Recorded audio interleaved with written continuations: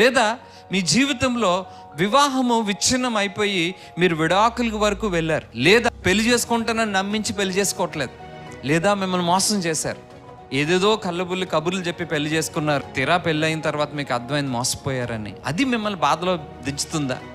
లేదా మిమ్మల్ని ఎవరూ పట్టించుకోవట్లేదు, నన్ను వదిలేశారు అన్న తృణీకరణ మిమ్మల్ని బాధలో దించుతుందా? లేదా ఎవరికీ తెలియకుండా మీకు మాత్రమే తెలిసిన విషయం కుటుంబాలుగా మిమ్మల్ని ఎవరైనా వేధించారా?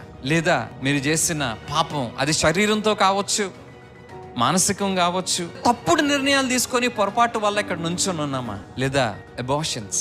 ఏంటి మిమ్మల్ని ఈ స్టేజ్కి తీసుకొచ్చింది? ఆ స్టేజ్ ఏంటో మీకు బాగా తెలుసు, అర్థమవుతుంది అనుకుంటున్నాను నేను.